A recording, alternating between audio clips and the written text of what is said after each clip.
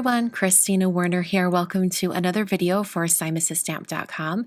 Today I'm going to be using the Big Thanks Autumn stamp set that is included in the November 2020 card kit.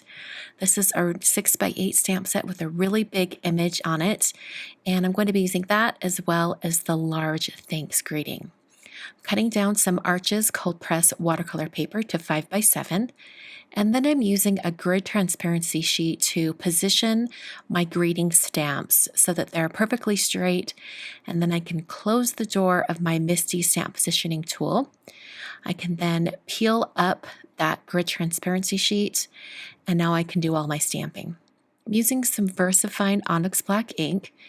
And because I'm stamping directly onto watercolor paper, and this watercolor paper is very textured, I'm going to be stamping this a couple of times. Now, there are some ways to get a better impression. In this case, I didn't want to press too hard and have the small type on that bottom greeting. I didn't want to balloon out or squish that stamp and have it be more bold or whatever. If you've ever stamped clear stamps before, you probably know the feeling of pressing a little bit too hard and then your image sort of balloons out and it's not as sharp and crisp. I didn't want to do that, so I thought I would stop at this point and clean off my stamp, and eventually later I will fill in the letters on the thanks word, the ones that didn't stamp quite as well because they're so solid. I'm now going to stamp the very large image from the stamp set. It has sunflowers and leaves. And I actually stamped this a couple of times and used my elbow on the door of my MISTI to get really good pressure to get a great impression. So I did that for the top and bottom images. And then I taped my watercolor panel to a hardboard for some watercolor painting. For today's painting, I'm going to be using these watercolor markers. These are the BRUSHMARKER Pros from Karin, and I'm going to be using just a variety of different colors. I picked out some more autumn shades. And the idea behind this painting is to put some underlayer of color and then just start building color on top. So these first colors that I'm applying to my project here, I want to be very pale and diluted. I don't want them to be super strong because with watercolor, you can't really take color away. So if you start with a too dark of a color from the beginning, you generally can't walk that back without a little bit of struggle to walk that back to a lighter shade. So I'm starting with very light shades. In order to use the markers as traditional watercolor medium, I put the watercolor onto a palette off to the side and then picked it up with a wet brush. I used a really large round brush for this initial underlayer of color. And then I came in and did the marker directly to the watercolor paper. This is going to put more intense color down, and I'm starting to build color on top of these areas. I also, in my mind, I'm thinking, okay, I want colors to overlap.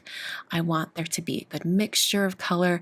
So I'm consciously putting colors right next to each other so that it gives them the opportunity to mix and give a really cool watercolor effect.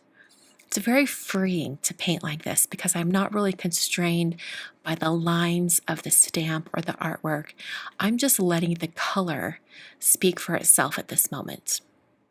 So I'm continuing to put on more and more color, kind of filling in those gaps, putting in some darker shades as well, but once you add water, they're diluted quite a bit. And I want to get to the point where I can start putting a little bit more detail on each one of these images to differentiate themselves from the images around it. So I'm starting with some orange on this marker and just adding orange to the kind of interior area of these petals. I want an impression of a little bit of shading, but I don't want it to be so fussy that I'm painting each one of these petals. I want this to be a little bit of a quicker project to put all together.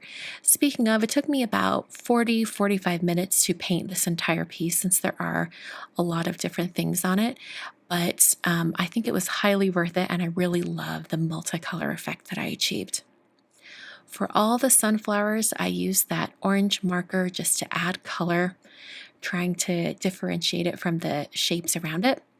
And for the center, I just did some dots of brown, added a little bit on there, and then spread that color out.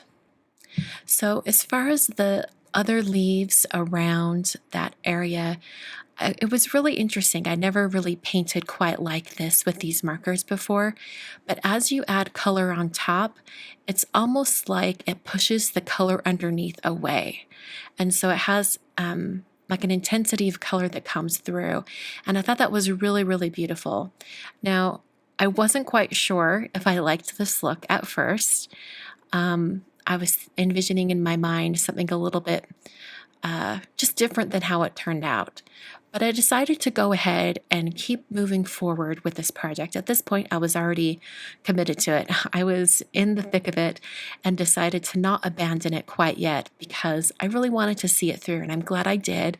I hope you guys enjoy the final product like I do.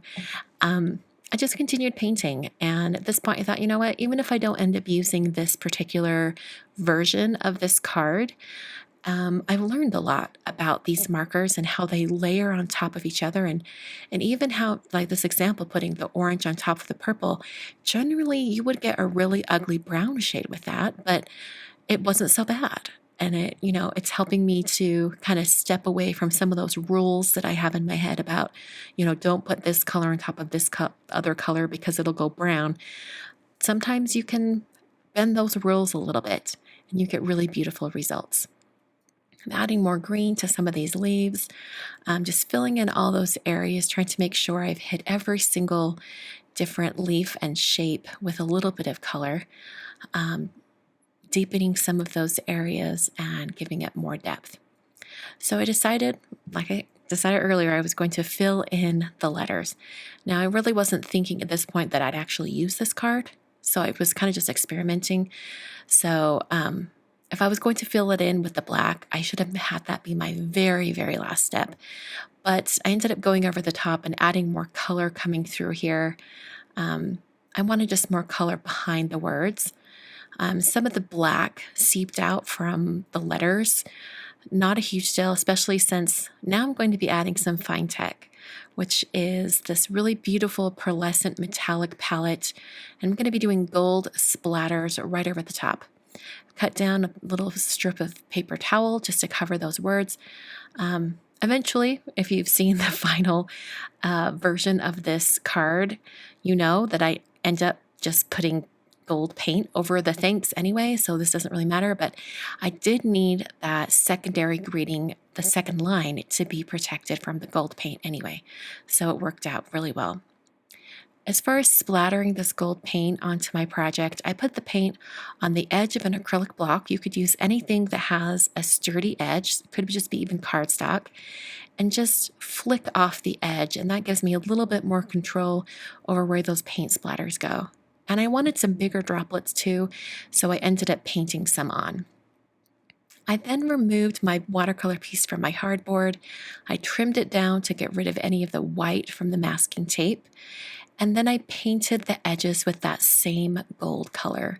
I really wanted more gold accent on this. The gold splatter wasn't enough for me, and I wanted to add more gold. In fact, that is what I'm going to be doing next, which is I'm going to paint over the letters. Now, at first I thought I might be able to stamp that thanks again and use some embossing powder.